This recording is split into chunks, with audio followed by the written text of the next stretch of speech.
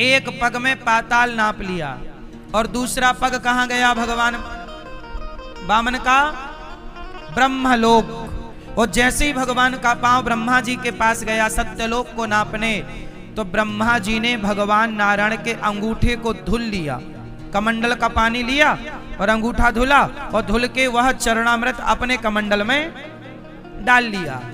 वही चरणामृत जो भगवान का चरणामृत है, वही चरणामृत जब भगीरथ ने तपस्या की, तो वही भगीरथ के तपस्या करने पर ब्रह्मा जी ने अपने कमंडल से थोड़ी सी एक धारा छोड़ दी। वही धारा गंगा मैया कहलाती है। ये भगवान श्री मन नारायण के मतलब वामन भगवान के नारायण के चरणों का धौमन है, ये चरणामृत है। इसलिए गंगा का जल कभी खराब नहीं होता। बात समझ में आई? ये चरणामृत है। अच्छा, यहां पे संगम है। कौन कौन मिला? जोर से। गंगा और यमुना। सरस्वती मां गुप्त है, पर दिखती क्या क्या है? अच्छा ये बताओ, गंगा के रास्ते यमुना आई कि यमुना के रास्ते गंगा आई? यहां संगम में क्या दिखता है? किसके रास्ते कौन आया? जरा आप लोग बताओ। यमुना के रास्ते गंगा आई, प्रयागराज में किसके रास्ते कौन आया? जो यहां के लोकल रहने वाले लोग हैं वो तो रोज ही देखते होंगे। बताओ किसके रास्ते कौन है? यमुना के रास्ते गंगा है कि गंगा के रास्ते यमुना है? कौन? सुनो, गंगा कौन है? भगवान के चरणों की दासी। गंगा कौन है? भगवान के चरणों की। और यमुना कौन है?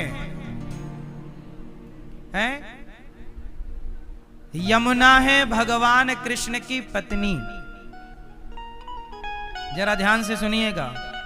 यमुना है महारानी। यमुना है महारानी, भगवान की चतुर्थ पटरानी है। भगवान कृष्ण की चौथे नंबर की पत्नी कौन है? यमुना। तो यमुना जी भगवान की पत्नी है और गंगा जी भगवान की दासी है। इसलिए यहां संगम में आपने देखा होगा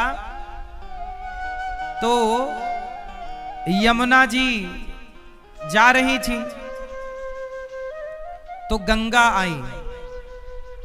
तो गंगा आई तो यमुना जी को देख के गंगा मैया हाथ जोड़ के खड़ी हो गई, माता जी प्रणाम। क्योंकि महारानी है ना यमुना जी, यमुना महारानी की ये महारानी है। तो गंगा मैया हाथ जोड़ के खड़ी हो गई कि मां आप चलिए आगे। यमुना मैया बोली कि सुनो गंगा, अब तुम आओ यहां, मैं तुम्हें अपने गले से लगाती हूं और तुम अब मेरी यात्रा यहीं पूरी होती है। आगे की यात्रा में मेरा नाम नहीं तुम्हारे नाम से आगे जाना पहचाना जाएगा। तो यमुना जी पत्नी है तो इनको गले लगा करके फिर आगे की धारा इनको दे दी कि आप, जबकि देखा होगा आपने कि यमुना जी सीधी जा रही है, तो जो सीधी जाती है उसका नाम आगे होता है। लेकिन यहां पर सीधी यमुना जी जा रही हैं पर मिली गंगा है और आगे नाम फिर गंगा जी का ही चला है। तो यहां यमुना महारानी है ना, तो उन्होंने कहा कि तुम आगे जाओ। ये बड़प्पन है कि बड़ा वही जो छोटे को आगे कर दे, बड़ा वही जो छोटे को आगे कर दे, ये बड़प्पन है। ये हमारी यमुना मैया का बड़प्पन है।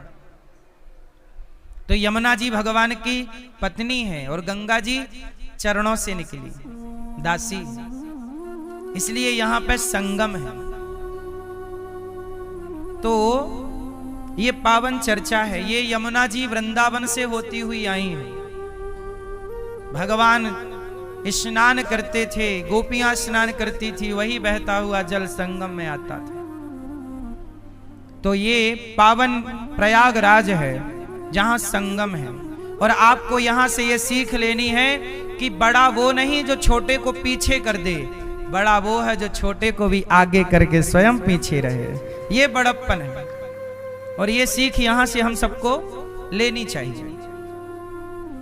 तो वामन भगवान तीसरा पग कहां रखें? राजा बलि के मस्तक पर वामन भगवान ने कहा, कहां रखूं तीसरा पग? तुमने 3 पग भूमि दी, मैंने तो 2 पग में नाप लिया। राजा बलि ने कहा, प्रभु मेरे माथे पे रख लो। तब राजा बलि के मस्तक पर भगवान ने तीसरा पग रखा और कहा कि आज से मैं तेरे प्रेम में बिक गया। बोल क्या चाहता है? राजा बलि ने कहा, प्रभु बस आपका दर्शन होता रहे। राजा बलि को पाताल का राजा बनाया भगवान ने और द्वारपाल बन के भगवान खड़े हो गए।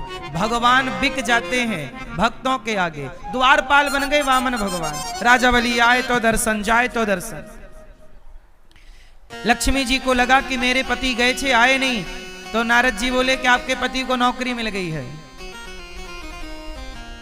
वॉचमैन बन गए हैं, नौकरी कर रहे हैं द्वारपाल बन के। लक्ष्मी जी बोली कहां? बोले बलि के यहाँ। लक्ष्मी जी गईं और राजा बलि के पास जाके रोने लग गईं। राजा बलि बोले बहन क्या हुआ? तो बोले लक्ष्मी जी बोली कि मेरा कोई भाई होता तो मैं उसे राखी बांधती, आज रक्षाबंधन है। तो राजा बलि बोले कि ऐसा है कि मुझे राखी बांध दो। तो लक्ष्मी जी राखी बांधी। तो राजा बलि बोले बहन बोल क्या चाहिए? लक्ष्मी जी बोली भैया कुछ नहीं, ये जो तुम्हारा द्वारपाल है ना, ये हमारा लौटा दो, हमारा पति है ये। तब राजा बलि बोले वाह, ये राजा बलि ऐसे हैं जिनके द्वार पर नारायण भी भिक्षा मांगने आए और लक्ष्मी जी भी भिक्षा मांगने आई। जिनसे दुनिया भीख मांगता है, आज वो राजा बलि के द्वार पर भिक्षुक बन के पहुंचे। क्यों? क्योंकि भगवान प्रेम में बिक गए। राजा बलि दानी है और जो देता है, जो सेवा करता है, उस सेवक के यहाँ भगवान भी भिक्षा मांगने पहुंचते हैं। सेवक का सम्मान करना चाहते हैं भगवान। इसलिए कहता हूं सेवक बनो। क्या बनो? सेवा। भगवान को प्रसन्न करना है तो सेवा करिए। भगवान जब तब से प्रसन्न होते होंगे, लेकिन सेवा से जल्दी प्रसन्न होते हैं। सेवा करो, माता की, पिता की, गुरुजनों की, दीन की, दुखी की, सबकी। इसलिए दास अनिरुद्ध ने सेवा को चुना है। गौरी गोपाल आश्रम में वृद्ध माओं की सेवा होती है। आप लोगों से प्रार्थना है कि आज बसंत पंचमी के पावन पर्व में आप भी उन वृद्ध माओं को अन्नदान कीजिए। आप भी माओं को भोजन बंटवाइए। जिन माओं के अपने बच्चों ने साथ नहीं दिया, ठुकरा दिया, ऐसी माओं का सहारा आप भी बनिए। ये गौरी गोपाल आश्रम में हमारी 311 माताएं रहती हैं। इन माओं को आप भोजन करा सकते हैं कि आज का भोजन आपकी ओर से, नाश्ता आपकी ओर से। हजारों संत भोजन कर रहे हैं। माघ मेला में यहाँ भी प्रसाद चल रहा है, रसोई बट रही है, अखंड भोजन चल रहा। आप भी एक दिन का भोजन बंटवाएं और हजारों भक्तों को अपनी ओर से भोजन कराएं। राजा बलि के द्वार पर लक्ष्मी जी। अच्छा, तब से रक्षाबंधन का त्योहार चालू हुआ। तब से कौन सा त्योहार चालू हुआ? सबसे पहले राखी राजा बलि को लक्ष्मी जी ने बांधी, फिर द्रौपदी ने भगवान कृष्ण को बांधी, उसके बाद आपने अपने भैया को बांधी। ये रक्षाबंधन की हिस्ट्री। अब वामन भगवान को लेकर लक्ष्मी जी गई। एक बार भगवान मत्स्य बन करके आए, मछली। भगवान क्या बन गए? मछली। और हयग्रीव नाम के दैत्य को मारा। एक बार भगवान नारायण के पुत्र ब्रह्मा, फिर ब्रह्मा से मरीचि इन्हीं के वंश में विवस्वान और मनु हुए, जिनके यहाँ राजा नभग के नाभाग, फिर अम्बरीश, जिन्होंने एकादशी का व्रत किया।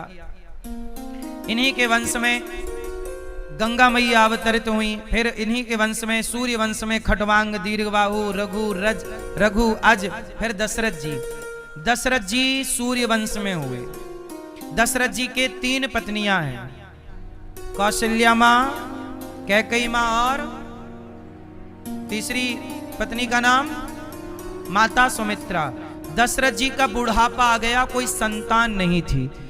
अब जरा ध्यान से सुनना, राम कथा भागवत जी में है, थोड़ी सी सुनाता हूं। दशरथ जी के बुढ़ापा आ गया, संतान नहीं हुई। अच्छा, दशरथ जी के संतान क्यों नहीं हुई? क्योंकि दशरथ जी के संतान ना हो इसके लिए रावण ने तपस्या की कि दशरथ जी को कोई बेटा ही ना हो, इसलिए दशरथ जी के कोई बेटा नहीं हुआ। फिर क्या हुआ? दशरथ जी ने यज्ञ किया, यज्ञ से यज्ञ भगवान ने खीर दी, और खीर खाने के बाद, अच्छा एक बात बताओ, दशरथ जी के यहां पुत्र कब हुआ? पहले उन्होंने यज्ञ किया। आप लोग शादी ब्याह करते हैं और शादी करके भाग जाते हैं, चलो हनीमून मनाने जाएंगे वहां। शादी करके भागना नहीं चाहिए। शादी, अच्छा ये बताओ, आप लोग संतान कैसी चाहते हो? श्रेष्ठ संतान चाहते हो, कैसे कुत्ता बिल्ली टाइप की? बोलो, कैसी? श्रेष्ठ संतान चाहिए तो आपकी कार्यशैली भी श्रेष्ठ होनी चाहिए। अब हरकतें तुम्हारी गधों जैसी हैं, हरकतें कुत्तों जैसी हैं, और संतान चाहते हो श्रेष्ठ, तो कुत्तों के यहां तो कुत्ते ही होंगे, शेर नहीं हो सकता। बोलो हाँ। इसलिए आपको शादी विवाह करना चाहिए। पर आपसे मैं पूछ लूं, भैया आपने विवाह किया? चश्मा वाले भैया, आपका विवाह हो गया? क्यों किया आपने विवाह? उत्तर दो, आपने विवाह क्यों किया? काय के लिए किया? हैं? बच्चे पैदा करने के लिए। बच्चे तो कुत्ते भी पैदा कर रहे हैं। क्यों भैया? आपका विवाह हुआ? क्यों किया आपने विवाह? हैं? सबने किया तो हम भी कर लिए। ऐसे हमने नहीं किया, करा दिया हमारा घर वालों ने। अब आपसे एक सवाल पूछा जा रहा है कि आपने विवाह क्यों किया? कर लिया विवाह, पता ही नहीं क्यों किया। ये तो देखो, ये तो वही हालत हो गई कि सब कर रहे हैं, हमने भी कर लिया। एक भेड़ कुएं में गिरा तो सारे गिर गए, बोले वो गिर रहा हम भी गिर रहे हैं, पता नहीं है क्यों गिर रहे हैं। भेड़ चाल इसी को कहते हैं, भेड़िया धसान। नहीं, विवाह क्यों होता है? विवाह के पीछे का विज्ञान क्या है? सनातन में विवाह क्यों जरूरी है? विदेशों की संस्कृति में विवाह नहीं करते, वो सारी जिंदगी लिव इन में रहते हैं, पर सनातन में विवाह को पवित्र माना जाता है। बोलो हाँ। क्यों किया आपने विवाह? किया भैया, चश्मा वाले भैया, क्यों किया? किसी को नहीं पता क्यों किया, बस कर लिए। लोग पूछ रहे हैं, तुम बताओ क्या कहें? यहां भी नकल करेंगे। सुनो, विवाह इसलिए किया जाता है कि हम विवाह के बाद ही, सनातन में विवाह के बाद ही, चाहे स्त्री हो या पुरुष, विवाह के बाद ही उन्हें यज्ञ करने का अधिकार प्राप्त होता है। विवाह के पहले सनातन में आप यज्ञ के अधिकारी, पत्नी चली गई या पति चला गया तो भी आप यज्ञ के अधिकारी। यज्ञ का अधिकार आपकी पत्नी के रहते, पति के रहते मिलता है। इसलिए जब तक पति पत्नी जिंदा हो, जोड़े से थोड़ा पूजा कर लो, थोड़ा यज्ञ कर लो, क्योंकि इसीलिए आपका विवाह हुआ है। लेकिन आप लोगों ने विवाह का मतलब केवल भोग विलास समझ लिया है कि ब्याह करो और भोग विलास करो, बस। ब्याह का मतलब भोग विलास है तो तुम्हारी संतानें देख लो कैसी हो रही हैं, तुम्हें ही पानी नहीं दे रही हैं, हमें ना दे चलेगा, तुम्हारी औलाद तुम्हें तो पानी दे, तुम्हारी औलाद तुम्हें रोटी नहीं दे रही है। क्यों? क्योंकि तुमने ब्याह भोग विलास के लिए किया, तो तुम्हारे बच्चे भी भोगी विलासी हैं, उन्हें तुमसे कोई मतलब नहीं। तुमने विवाह धर्म की रक्षा के लिए किया होता तो तुम्हारा बेटा भी धर्म से चलता, तुमने धर्म के लिए किया ही नहीं तो चल रहा है सब। विवाह का उद्देश्य है यज्ञ।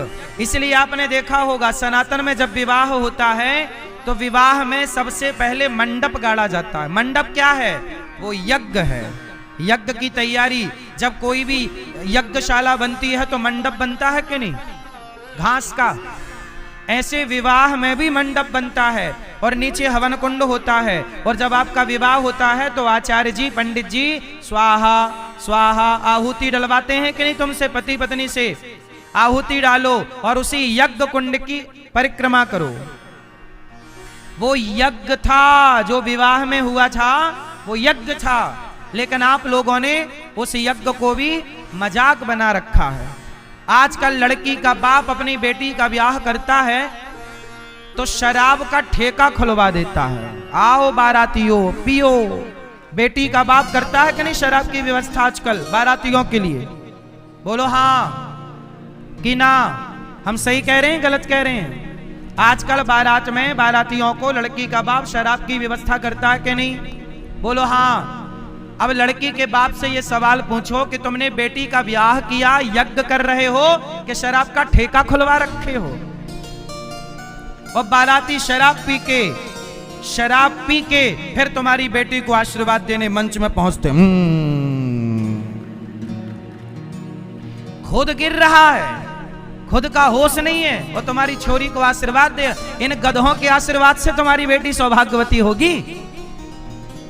अरे अपनी बेटी को इन शराबी गधों का आशीर्वाद क्यों दिला रहे हो? किसी साधु संत महापुरुषों का आशीर्वाद दिलाओ। और शराब क्यों तुमने खोल रखी है बेटी के ब्याह में? जो शराब पीने वाले हैं उनको मना करो, मत आओ यहाँ, जाओ अपने घर। हम बेटी का ब्याह कर रहे हैं, यज्ञ कर रहे हैं, कोई मजाक नहीं कर रहे हैं। लेकिन आजकल तो मजाक हो गया। दुल्हा भी मंडप के नीचे बैठता है, टुन्न होके बैठता शराब पी के। बोलो हाँ। दूल्हा, ये दूल्हा है कि गधा है? हमारे यहां दुल्हा मतलब नारायण। हमारे यहां दुल्हा दुल्हन के लड़की के पांव पूजते हैं माता पिता। क्यों पांव पूजने की प्रथा है? क्यों? ये शराबी के पांव पूजने की प्रथा है? पांव पूजने का भाव ये होता है कि मंडप के नीचे जो दुल्हा दुल्हन है वह लक्ष्मी नारायण का भाव होता है। हमारे यहां वर वधू में क्या होता है? लक्ष्मी, ये लक्ष्मी है लड़की और ये नारायण है। तो समाज ने यदि आपको नारायण स्वीकार किया है तो तुम उस नारायण की मर्यादा में तो रहो। शराब पी के बैठे हो। अब इन मूर्खों को पता नहीं है विवाह मतलब मजाक समझा है विवाह को, मजाक। बोलो हाँ। पंडित जी ब्याह कराने जाते हैं तो लोग कहते पंडित जी जल्दी कराओ जल्दी कराओ, फोटो खिंचवाएंगे 4 घंटा, नाचेंगे कई घंटा, ब्याह जल्दी कराओ। अरे वो यज्ञ है, यज्ञ के विधान से ही होगा। यदि आप जल्दी करा रहे हो तो फिर करा लो। जहां समय देना चाहिए वहां समय दीजिए, मजाक ना करिए। नाचने कूदने के अलग दिन रख लो, अलग दिन। शादी ब्याह बिल्कुल सेपरेट रहे कि आज ये केवल यही काम होगा, विवाह होगा, विवाह पूरी रस्में होंगी, मंडप के नीचे का पूरा प्रोसेस होगा, वो जरूरी है, वही ना यज्ञ है। सनातन का यही तो मतलब है। राम जी का ब्याह 6 महीने हुआ था। राम जी का विवाह कितने हुआ? 6 महीने तक चलता रहा। और तुम्हारा 1 घंटे में सब चाहते हो। तो अब बताओ, आप बेटी के ब्याह में शराब की दुकान खुलवाओगे? जो शराब की डिमांड करें उल्टा लटका के मिर्ची का धुआं दो इन गधों को। ले मिर्ची का धुआं। शराब पिएगा, मेरी बेटी को शराब पी के आशीर्वाद देगा, दैत दनादन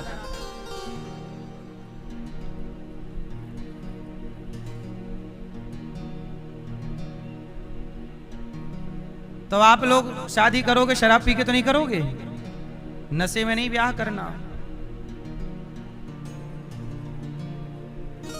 तो भगवान दशरथ जी पहले यज्ञ करते हैं और यज्ञ के बाद फिर यज्ञ भगवान प्रकट होते हैं, खीर खाते हैं, तब उनकी संतान होती है जो मर्यादा पुरुषोत्तम राम कहलाते हैं। तो जब आप यज्ञ करेंगे, अनुष्ठान करेंगे, धर्म का आचरण करेंगे, तब आपकी संतानें श्रेष्ठ होंगी। अब आप शादी के पहले कितनी लड़कियों के संग रह चुके, शादी के पहले कितने लड़कों के संग रह चुकी, अब तुम शादी करोगी तो तुम्हारी संतान कैसी होगी? अरे शादी के पहले लड़की लड़के को ब्रह्मचर्य का पालन करना चाहिए, कड़ा ब्रह्मचारी बनो और ब्रह्मचर्य का पालन करो। और जब पत्नी आए पति आए तो पति और पत्नी के संग ही संबंध बनाओ। यदि आपने विवाह के पहले किसी और के संग संबंध बनाया है तो ये भारतीय संस्कार नहीं है, ये चरित्रहीनता है। इसे आप कुछ भी कहो, फिर चरित्रहीनता है ये। क्यों मेरी माँ? ऐसी नारी और ऐसा नर पुरुष दोनों ठीक नहीं कहलाते। इनसे जो संतान होगी वो अच्छी ना होगी। श्रेष्ठ संतान चाहिए तो श्रेष्ठ आचार विचार चाहिए। जैसे आचार विचार के माँ बाप होंगे उसी आचार विचार की संतान होगी। जरा सोचो कि तुम्हारा 17 जगह चक्कर था शादी के पहले, तो तुम्हारी औलाद का कितनी जगह होगा? सोचो ना कि तुम संतान कैसी पाओगे, फिर तुम ऐसे थे तो तुम्हारी औलाद कैसी होगी? तो आप जो कर रहे हो अपने लिए ही कर रहे हो, अच्छा या बुरा, इसलिए अच्छा करो, भटको मत। भगवान राम चैत्र का महीना आया, शुक्ल पक्ष की नवमी तिथि आई, दिन के 12 बजे, और भय प्रगट कृपाला दीन दयाला कौशल्या हितकारी भगवान राम, भगवान श्री लक्ष्मण जी, भरत जी, श्री शत्रुघ्न जी, 4 भैयों का प्राकट्य हुआ। और जब 4 भैया प्रकट हुए तो चारों भैयों का नामकरण हुआ। रमन्ते योगी नाम यस्य सह रामः, जाके सुमिरन तेरे पुनासा, नाम शत्रुघ्न वेद प्रकाशा, विश्व भरण पोषण कर जोई, ताकर नाम भरत अस होई, जाके लक्षण। तो ऐसा चारों के नाम रखा। तो चारों भैयों का नाम राम, लक्ष्मण, भरत और शत्रुघ्न, चारों भैयों का नाम। राम लक्ष्मण को विश्वामित्र जी लेकर के गए, आगे चल करके अहिल्या माँ का उद्धार किया, ताड़का का उद्धार, अहिल्या का उद्धार, फिर सीता स्वयंवर में गए। सीता मैया राम जी के गले में धनुष तोड़ दिया राम जी ने। भूप साहस 10 एक ही वारा, लगे 58 टरही नटारा। राम जी ने धनुष तोड़ दिया। अच्छा, राम जी ने विवाह करने के पहले क्या तोड़ा? जोर से, जोर से। आप लोग भी विवाह करने, आप लोगों का ब्याह क्यों नहीं चल रहा है? राम जी का तो चला, क्योंकि राम जी ने विवाह के पहले धनुष तोड़ दिया था। आप लोग धनुष नहीं तोड़ते। कौन सा धनुष? शादी करने से पहले धनुष अभिमान का सूचक होता है। राम जी ने धनुष नहीं तोड़ा, राम जी ने अभिमान तोड़ दिया है। और जो अभिमान तोड़ देगा उसी की गृहस्थी चलेगी। गृहस्थी में अभिमान नहीं चलता। आजकल क्या फॉर्मूला अपना लिया है लोगों ने, पति पत्नियों ने, झुकेगा नहीं साला। लड़ाई हो जाए, रिश्ते टूट जाए, पर झुकेगा नहीं। पुष्पा, झुकेगा नहीं साला, झुकेगा नहीं तो टूटेगा। रिश्तों में झुकाव चाहिए। बोलो हाँ। मैया यहीं ना लड़ो मेरी माँ। मैया लड़ने लग गई कि देखो कौन झुकता है। आप दोनों की लड़ाई में कौन झुकता है? आप नहीं झुकते। लड़ाई होती नहीं है, आज तक हुई नहीं। क्यों? कभी हुई कि नहीं हुई है? ये तो कह रहे ही नहीं हुई। आपकी लड़ाई होती है? चश्मा वाले भैया, हाँ आपकी। वो कौन झुकता है? आप ही झुकते हो। झुक जाया करो चुपचाप। जीत ना पाओगे पत्नी से, टकराओगे तो चूर चूर हो जाओगे। पत्नियों से लड़ना नहीं चाहिए वैसे, और पत्नियों से लड़ाई हो तो हार जाओ, जीत तो पाओगे भी नहीं वैसे भी। कोई जीत पाया कि तुम जीत पाओगे, इसलिए हार मान लो। छोरा तुम्हारी जब हो जाए तो याद रखना हमारी बात, जीतने का नहीं। और ये वाला डायलॉग वहां नहीं चलेगा, झुकेगा नहीं साला, झुकेगा झुकेगा तब चलेगा, नहीं झुकेगा तो नहीं टिकेगा। क्यों मैया आप लड़ती हो? नहीं नहीं लड़ती हो, सही बताओ मेरी माँ, आप लड़ती हो? कौन झुकता है? वो ही झुकते होंगे, पतियों की यही हालत है। मूंछों वाले भैया आप झुकते हो कि वहां श्रीमती जी? कोई नहीं झुकता, लड़ाई नहीं होती आपकी, और होती होगी तो कौन झुकता है? हैं? होती नहीं। ऐसा तो हुआ ना होगा कि लड़ाई ना हो, अच्छा है ना हो, भगवान करे ना हो। तो मैया रिश्तों में क्या चाहिए? झुकाव। झुकता वही है जिसमें जान होती है, अकड़ खास मुर्दे की पहचान होती है। प्रयागराज है ये, हजारों घड़े रोज आते हैं यहां सिरने के लिए। बोलो हाँ, हजारों घड़ों में राख आती है यहां गंगा जी में। ये वही राख है जो कभी कहा करते थे झुकेगा नहीं साला, आज सब गंगा जी में समा गए। किसकी अकड़ चली है कि तुम्हारी चलेगी? क्यों मेरी मां? इसलिए कहता हूं झुक लो। रिश्तों में बाल्टी जब उतरती है कुएं में तो झुकती है तो भर जाती है, नहीं झुकेगी तो भरेगी ही नहीं। इसलिए झुक के, यदि आपके सॉरी कहने से, झुकने से रिश्ते बच रहे हो तो झुक के रिश्तों को बचा लेना समझदारी है।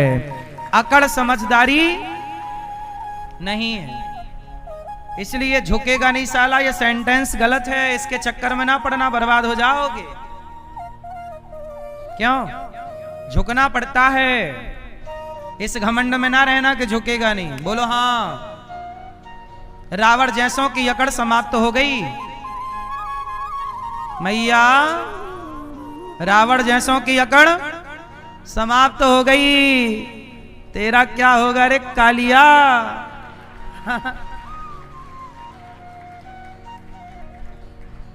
घमंड में ना रहो।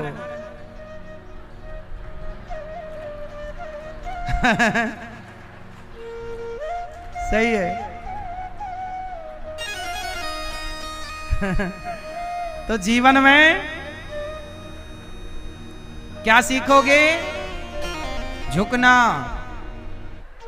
मां के चरणों में झुको, पिता के चरणों में झुको, बड़ों के चरणों में झुको, और झुक करके रिश्ता बचाओ। बड़े भाई के चरणों में झुको। गलती है तो झुको, और नहीं है तो भी झुको, क्योंकि गलती कई बार ना होने से भी झुकना पड़ता है बचाने के लिए। मेरी गलती नहीं है पर फिर भी झुकना पड़ेगा बचाने के लिए। नहीं झुकेंगे तो रिश्ता टूट जाएगा।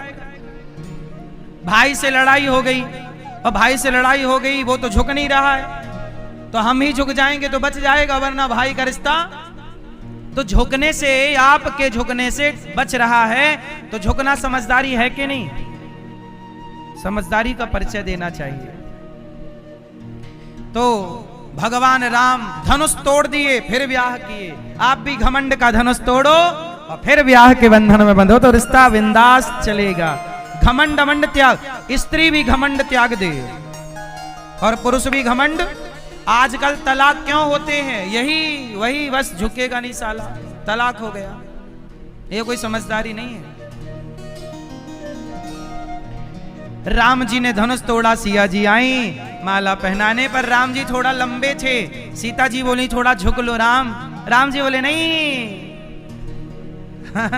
लक्ष्मण जी आए, चरणों में गिर पड़े, और जब लक्ष्मण जी गिरे तो लक्ष्मण को उठाने के लिए राम जी झुके, सिया जी ने माला पहना दिया। बोलिए सियावर रामचंद्र की जय। जय जय जय जय मैया। तो हमारी जयपुर से हमारे डेरे वाले परिवार से हमारी मैया जी आई हैं, ताली बजा के स्वागत करें। जुगल किशोर डेरे वाले हमारी मैया जी आई हैं, खूब खूब स्वागत मैया का। तो राम जी बोले, अच्छा राम जी और सिया जी का ब्याह होने लगा तो जनकपुर की सखियां बोली, सुनो अयोध्या के लोग खीर वीर दें तो खा मत लेना। जनकपुर की सखियां बोली, सुनो देखो गारी होती है ना शादी ब्याह में, क्या होती है? गाली होती, गारी बोलते हैं, प्यार की मीठी मीठी गारियां चलती हैं। ओ पंचायती भैया हैं? हाँ हाँ भी गारी सुनना है। हाँ ये गारी सुनना चाहते हैं, छेड़ दो किसी को, मिल जाएंगी ढेर सारी गालियां।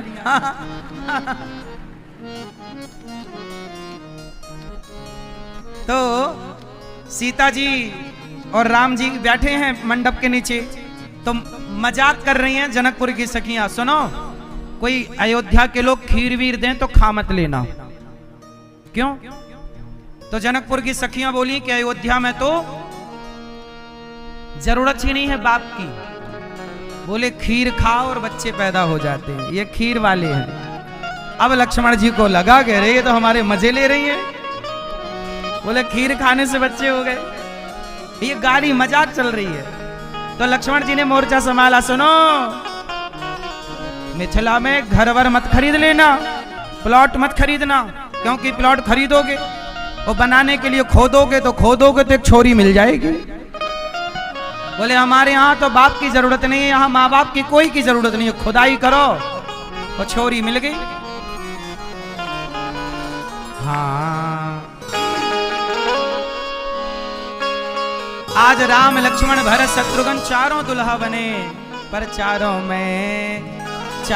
दुल्हा में बड़का कमाल सखियां हो। आज मिथिला नगरिया निहाल सखियां, आज मिथिला नगरिया निहाल सखियां, चारों दुल्हा में बड़का कमाल सखियां, चारों दुल्हा में बड़का कमाल सखियां।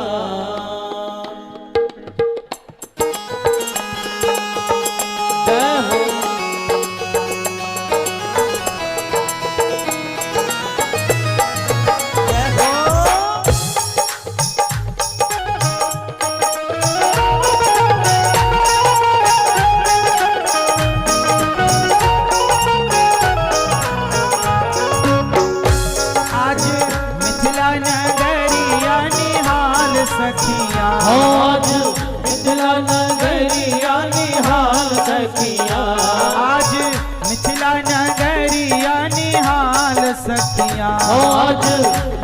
नगरिया निहाल सखियां, चारों दुल्हा में बड़का कमाल सखियां, चारों दुल्हा में बड़का कमाल सखियां।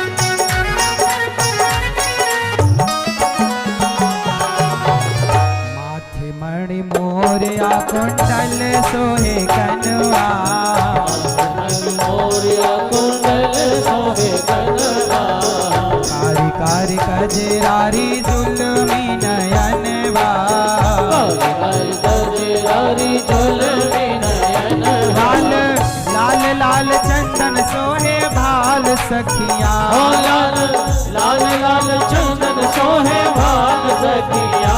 लाल देखो कैसे लग रहे हैं राम, ये सुंदर सा भजन है। माथे मणि मोरिया कुंडल सोहे कनवा, मतलब माथे पे मणि लगी है राम जी के कानों में सुंदर कुंडल, और काली काली कजरारी जुल्मी नयनवा कजरारी जुल्मी नयनवा लाल लाल लाल चंदन सोहे भाल सखिया लाल लाल लाल चंदन सोहे भाल सखिया लाल लाल लाल चंदन सोहे भाल सखिया लाल लाल लाल चंदन सोहे भाल सखिया चारों दुल्हा बड़का कमाल सखिया चारों दुल्हा बड़का कमाल सखिया